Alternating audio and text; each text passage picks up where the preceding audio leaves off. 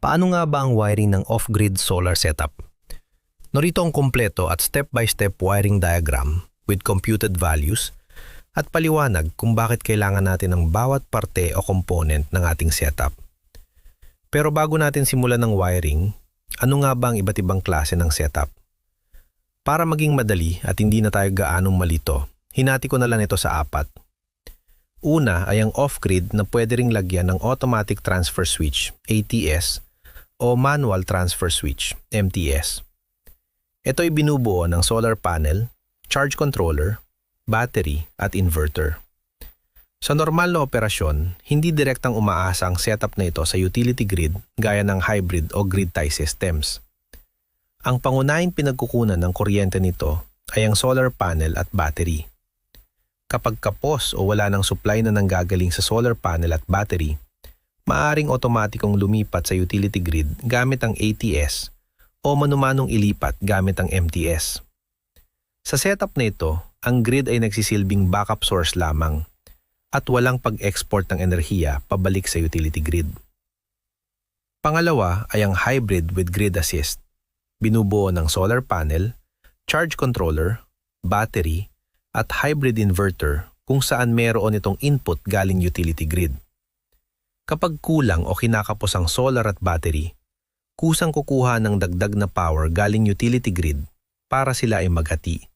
Pero tandaan na walang pabalik na direksyon ito sa grid o tinatawag nating export. Ang direksyon lang ay mula grid papunta sa ating inverter at pagkatapos ay papunta sa load. Pangatlo ay ang hybrid with export o net metering. Binubuo ito ng solar panel, charge controller, battery at hybrid inverter kung saan ito ay nakakonekta sa utility grid hindi lamang para kumuha ng karagdagang kuryente, kundi para makapag-export din ng sobrang enerhiya kapag mataas ang ating harvest pabalik sa grid. Ngunit tandaan na kinakailangan ng tamang disenyo, proteksyon at pag-aproba ng utility provider. Bawal dito ang tinatawag na guerrilla setup. Maaring ipinapatupad o ipapatupad na ang pagkuha ng mga permit at certification para sa mga taong mag-i-install ng ganitong setup dahil delikado ito. Pati na rin sa mga linemen na maaring mag-ayos sa malapit sa ating bahay, gayon din sa ating mga sarili. Ang pangapat ay ang grid tie o on-grid. Binubuo ito ng solar panel at grid tie inverter. Oo, wala itong battery. Kaya sa umaga, ang solar panel ang nagsusupply at sa gabi naman ay ang grid na. Maaari ding mag-export ng sobrang enerhiya sa ganitong setup. Pero katulad ng nauna, may tamang setup at dapat aprobado ito. Sa tutorial natin na ito ay magfo-focus tayo sa off-grid with ATS o MTS setup. Ito ay karaniwang setup na makikita natin sa mga low power at budget setup. Ngunit i-consider natin ang safety dahil kailanman hindi dapat optional ang safety. Simulan na natin at mag-uumpisa tayo rito sa ating bubong. Unang ilalagay ang mga mounting rail. Ang tamang hakbang at pamamaraan ng pag-clamp at pagkabit ng mga panel sa rails ay ituturo ko sa isang hiwalay na video. Bukod dito, napakahalaga ring isaalang-alang ang bigat ng mga panel, ang spacing, anggulo at ang posibleng shading. Sunod ay ilalagay na natin ang unang panel. Gagamit tayo ng 550 watts na panel na mayroong 42 volts at maximum power at 50 volts na open circuit voltage, at 13 amperes at maximum power, at 14 amperes short circuit current. Magdadagdag tayo ng isa pang kaparehas na solar panel at i-connect natin sila sa series connection para makabuo tayo ng total na 1,100 watts, 84 volts at maximum power, 100 volts open circuit voltage, at dahil series ay mananatiling 13 amperes pa rin at maximum power. Gagamit tayo ng wire na may size na number 10 AWG o American Wire Gauge o may kapal na 6 square millimeters at may kakayahang magpadaan ng hanggang 30 to 40 amperes. Huwag din kakalimutang maglagay ng earth ground mula sa panel frame patungong main earth bar pababa sa earth rod. Kailangan ito dahil hindi abot ng SPD ang boltahe na nasa bakal ng panel frame sakaling tamaan ito ng static o induction mula sa kidlat. Ang positive at negative wires naman natin galing sa panel ay ipapasok natin sa isang DC isolator. Mahalaga ito upang hindi na natin kailangang tanggalin o baklasin ang mga wire ng panel tuwing may ayusin sa ating setup gaya ng controller, battery o inverter. Tandaan natin na sa oras na tamaan ng araw ang mga solar panel, otomatikong magpoproduce ang mga ito ng mataas na boltahe at kuryente. Kaya naman napakalaking tulong ng DC isolator para ligtas natin itong ma-on at ma-off anumang oras. Kasunod nito ay ang ating DC MCB o Miniature Circuit Breaker. Gumamit tayo ng 20 amperes lamang dahil ang dalawang 550 watts panels natin ay naka-series. Kaya ang kuryente nito ay nananatili lamang sa 13 amperes. Sakaling magkaroon ng overload o short circuit sa linya, patungo sa ating 24 volts charge controller. Sapat na ang 20 amperes. Kung kayo ay nako-confuse sa dami ng mga numerong nakalagay sa harap ng mga MCB, ipapaliwanag natin sa susunod na video kung para saan ang mga ito at kung kailan dapat gamitin ang mas mataas na voltage at current ratings na nakasaad sa kanilang label. Mahalagang tandaan na may polarity ang mga DC MCB, kaya hindi dapat napagpalit ang paglalagay ng positive at negative wires. Maglalagay din tayo ng tinatawag na DC SPD o Direct Current Surge Protective Device bilang proteksyon sa mga bahagi ng ating system laban sa biglaang pagtaas ng boltahe o surges na maaring dulot ng kidlat o iba pang electrical disturbances. Kailangan lamang maglagay ng jump wire ayon sa tamang polarity na nakasaad sa label nito. At huwag kalimutang i-connect ang earth terminal nito sa main earth bar. Paalala lamang na panatilihing maikli ang distansya sa pagitan ng SPD at ng main earth bar upang maging mas epektibo ang proteksyon nito. Pagkatapos ito, nagamit tayo ng MPP-TSCC o Maximum Power Point Tracking Solar Charge Controller. Mas mainam itong gamitin kaysa PWM charge controller dahil mas mataas ang efficiency nito at kaya nitong i-convert ang sobrang boltahe mula sa solar panels bilang karagdagang charging current para sa baterya. Ang gagamitin natin ay may maximum PV input voltage na 150 volts upang magkaroon ng sapat na allowance kapag tumaas ang boltahe mula sa solar panels. Mayroon din itong maximum battery charging current na 60 amperes. Dahil ang solar array natin ay maaring umabot sa humigit kumulang 84 volts, habang 24 volts lamang ang battery bank, ibababa ng charge controller ang boltahe at tataasan ang charging current. Kaya mula sa humigit kumulang 13 amperes mula sa solar panels, maaring umakyat sa 40 hanggang 45 amperes ang charging current papunta sa baterya. Iko-connecta natin ang mga wire mula sa DC MCB papunta sa terminal ng SCC na may simbolo ng solar panel.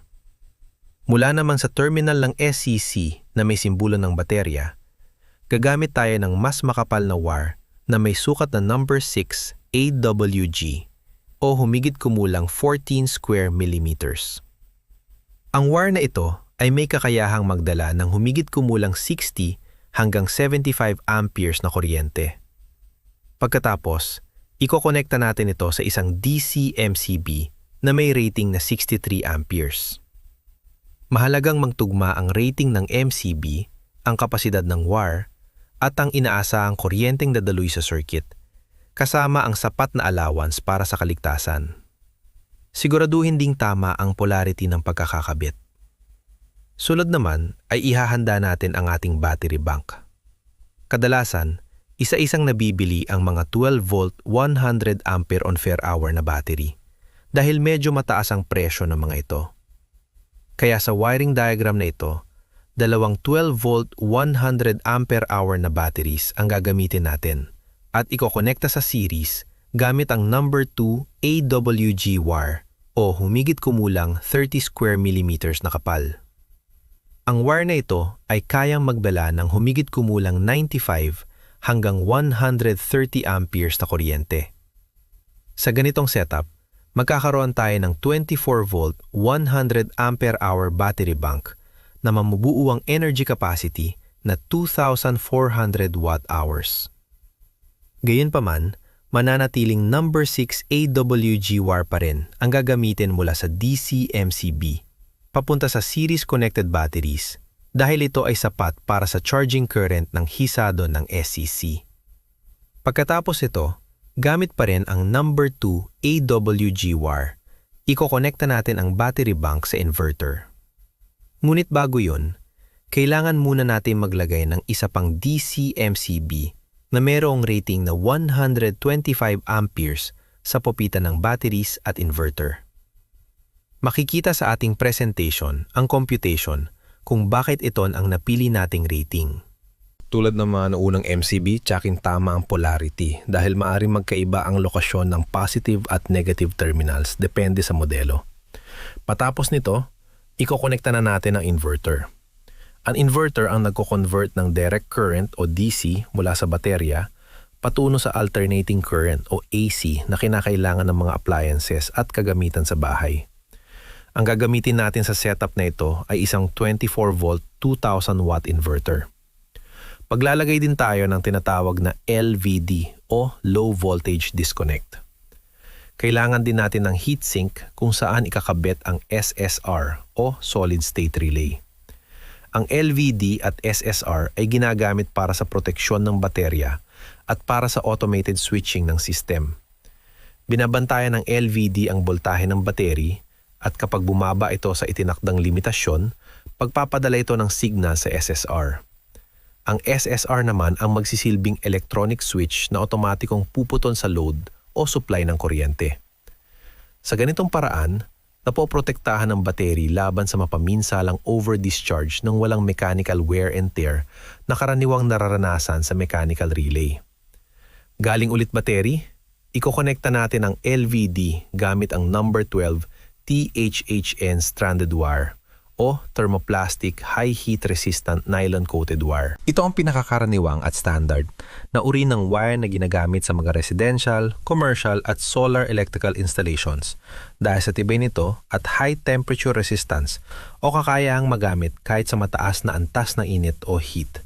Makakabuti rin kung maglalagay tayo ng 5 amperes fuse sa pagitan ng battery at LVD upang maprotektahan ng LVD module at ang mga sensing wires nito laban sa short circuit o electrical fault. Ikokonekta naman natin ang kabilang terminals ng ating LVD papunta sa DC side ng ating SSR. Gamit pa rin ang number 12 THHN na wire. Balik naman tayo sa output ng ating inverter. Dito, gagamit naman tayo ng mas makapal na number 10 THHN na wire papasok ng ating CMCB na mayroong rating na 16 amperes. Papapansin ninyo biglang bumaba ang rating na gamit natin dahil ang output ng ating inverter ay AC na may voltaheng nasa 220 volts. Ngunit mahalagang tandaan na CMCB ang gagamitin dito at hindi DCMCB. Kagaya rin ng kanina, maglalagay tayo ng AC SPD o Alternating Current Surge Protective Device upang magbigay ng karagdagang protection sa ating mga appliances at iba pang kagamitang nakakonekta sa system.